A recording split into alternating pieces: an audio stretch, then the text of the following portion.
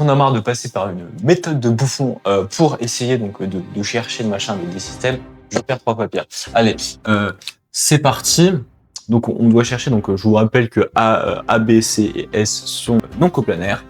J'avais la flemme de rappeler les points, on va juste rappeler les vecteurs, ça ira plus vite. Donc ici, qu'est-ce qu'il faudrait qu'on sache, hein, que ce soit non coplanaire, tout ça. Bon, on va passer par une matrice, pourquoi pas. Donc on va poser la matrice 1, 0, 2, moins 2, 5, 1, moins 2, 2, 4. Donc vous remarquerez que ça c'est AB, ça c'est AC, ça c'est AS. Ok, donc on a notre petite matrice E. On va passer par le théorème du rang. Donc le théorème du rang. Voilà, hop. Donc dimension, donc c'est dimension de E est égale à dim ker E plus dim de l'image de E. Ok, on a la dimension de E, c'est 3. Voilà, on est. Donc c'est une 3, 3, c'est la dimension de E. Donc la dimension de E, c'est 3. Et en gros, on cherche la dimension de l'image.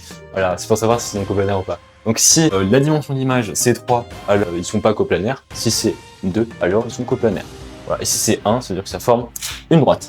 Allez, c'est parti. Donc on va chercher la dimension du noyau. Donc Kier, putain, comment on écrit déjà Kier de... On va rappeler la dimension de Kier de... Excusez-moi, hein, je rappelle 2-3 trucs. Hein. Tac, X appartenant à E, donc non de l'infinisme. Je vais arrêter de dire de la merde, hein, par pitié. Ne m'écoutez pas, c'est pas du tout accurate, hein, vraiment, je découvre le cours. Donc X, E, ça je me rappelle à peu près comment on fait.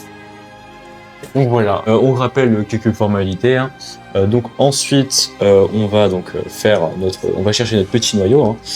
Ok, donc ça, on va prendre donc, notre matrice, on va le transformer en 1x moins 2y en équation différentielle. 2z, 5y plus 2z. Donc on va faire un petit système par la suite. 2x plus y plus 4z, tout simplement. Ok, ça qui est égal à 0. C'est un quoi? C'est équivalent à écrire le système x plus 2y, enfin moins 2y, fou, qu'est-ce que j'ai écrit? Moins 2z égale 0. 5y plus 2z égale 0. 2x plus y plus 4z égale 0. Voilà. Donc on l'écrit rapidement.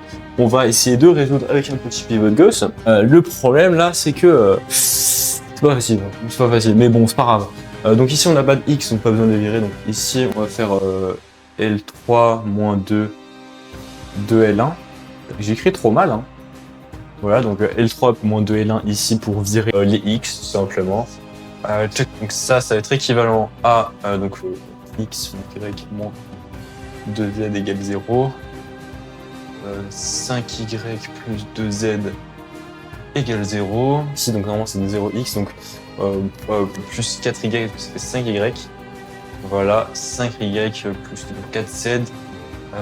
Ça fait plus 8z égale 0. Qu'est-ce qu'on remarque? Ici, on va pouvoir faire L3 moins L2. Enfin, L2 moins L3. Je vois ici. On va faire L3 moins L2. Qu'est-ce qu'on va remarquer sur notre petit système? C'est que x moins 2y moins 2z égale 0. Y plus 2z égale 0. Et donc, ici, donc on a dit, donc ça va faire 6z. Donc ici, z égale 0. Donc si z égale 0, bah ici c'est viré. Mais là, du coup, 5y égale 0, donc égale 0. Et donc ici, on pourra virer les z. Donc en gros, ce qu'on remarque, c'est que x égale 0, y, z égale 0. Qu'est-ce que ça veut dire ça? Ça veut dire que la dimension du noyau, donc dE de car f, est égale à 0. Donc si notre dimension est égale à 0, d'après le théorème du rang, avec la dimension de base, c'est 3. 0 plus quoi, ça donne... oui, 0 plus quoi, ça donne 3, c'est 0 plus 3. Donc la dimension de l'image, c'est 3. Si la dimension de l'image, c'est 3, bah, du coup, qu'est-ce qu'on aura? Dire que nos trois vecteurs là formeront une base, c'est ça? Ouais, oui, formeront une base. Ils seront en 3D, quoi. Donc en gros, nos vecteurs là, ils seront en 3D. Hein. Et qu'est-ce que ça voudrait dire? C'est-à-dire que ces trois vecteurs ne sont pas coplanaires. Donc, les 4 points sont non coplanaires. J'espère que tu as tout compris. Bon, c'est un petit peu de maths expert, tranquille. Faut pas extrapoler là-dessus. C'est très fun, hein, je pense pas que ça passe en DS. Mais ça ne coûte rien d'essayer, genre vous faites méthode A et méthode B, vous dites notez une méthode A, c'est juste la méthode B, c'est pour le fun. Je vous comprendrai, honnêtement. Si je serais prof, je vous mettrais 20 en direct. Mais ça va être impossible.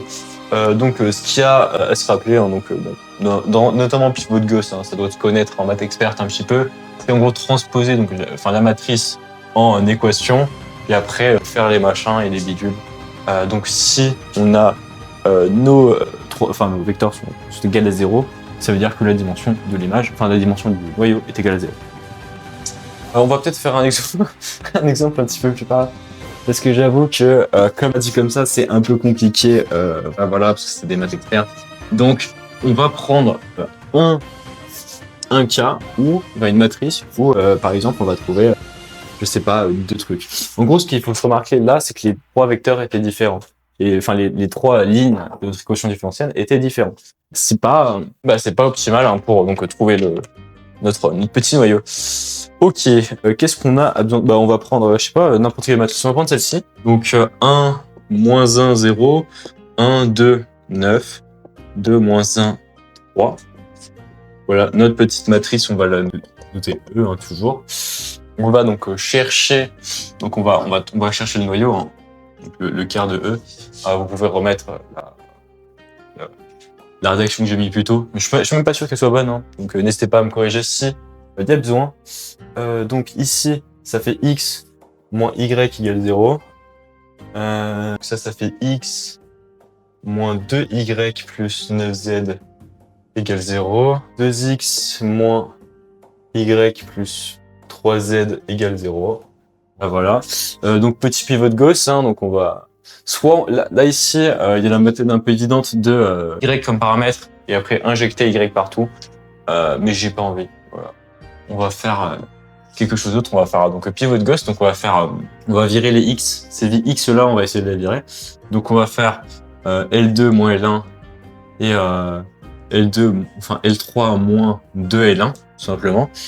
Voilà. Donc on va écrire notre petite équation, donc notre système d'équation, donc x moins y égale 0. Donc ici, donc on n'a plus de y, voilà. Donc moins y, ça va se transformer en plus y normalement. Ouais, c'est ça. Plus y, donc ça fait y. Non, c'est moins 2. Ouais, c'est ça. Moins y plus 9z égale 0. C'est bizarre que ça se fasse aussi peu. Et là, ça fait y plus 3z. Qu'est-ce que j'ai fait qui ne l'est pas? Est-ce que c'est la bonne matrice même? Ouais, c'est la bonne matrice normalement. Ah, déjà c'est plus. Voilà, c'est pour ça déjà que ça fait de la merde. Donc ici c'est 3y. Voilà. Ok, qu'est-ce qu'on remarque ici? C'est que ces 2 lignes, c'est les mêmes. En gros, ici, 3L3 est égal à L2. Donc ici, ces 2 lignes sont exactement les mêmes. Ainsi, on peut passer l'une des inconnues en tant que facteur, enfin en tant que, comment ça s'appelle, paramètre. Voilà. Donc ici, on va passer y égale moins 3z. Voilà, et ça va être notre paramètre. On a x qui est égal à plus donc 3z égale 0 et ici z égale z. Aucune difficulté. Ok. On va essayer de donner un petit nom à notre paramètre.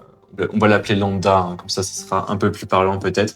Donc ça va être notre paramètre. On va transposer z, on va poser z égale lambda au final. Donc on a x, y, z. Tac, on a moins 3 lambda et lambda. Et là, qu'est-ce qu'on remarque? Ce truc-là, c'est un vecteur. Donc notre ker, je l'ai très mal écrit. Ker, ça va être z, lambda fois moins 3, 1. Voilà, c'est tout. Donc, vu que notre noyau, ça va former un seul vecteur, ça veut dire que la dimension du ker, donc le noyau, et pas ker la ville en fait, genre en Égypte. Je vais arrêter l'humour, hein, ça me réussit pas. Donc, la dimension du noyau sera donc de dimension 1, car donc notre vecteur, ça forme une droite, parce qu'un seul paramètre. Le cas où c'est de dimension 2, ça voudrait dire que il y a enfin les trois lignes sont les mêmes. Donc en gros, on aurait par exemple x est égal à y plus z, et donc on aura deux paramètres. S'il y a deux paramètres, il y aura ici deux vecteurs. Ce sera dimension 2. Voilà. Et on va rappeler donc théorème du rang. Hein, et au rem du rang. Voilà. Donc on a la dimension de E est égale à dimension de l'image plus dimension du Ker. Voilà. Notre dimension de base de l'image, c'est 3. Dimension du Ker, c'est 1, comme on a dit. Donc là, on cherche la dimension de l'image. Donc ça fait 2. Ainsi, qu'est-ce que ça veut dire? Ça veut dire que là, nos trois vecteurs ici, qui formaient un espèce de cube à la base, on les a aplatis, et là, ça forme juste un plan. Donc ici, si par exemple, dans l'exercice, hein, comme un peu avant, ces trois vecteurs-là, enfin on cherchait si ces trois vecteurs-là étaient non coplanaires ou quoi, là, vu qu'on est dans un truc de dimension 2, on est sur un plan, quoi. Donc ça voudrait dire que ces trois vecteurs sont coplanaires. Voilà, c'est tout. J'espère que ça vous aura plu et que ça vous aura aidé pour les maths experts. Allez, ciao.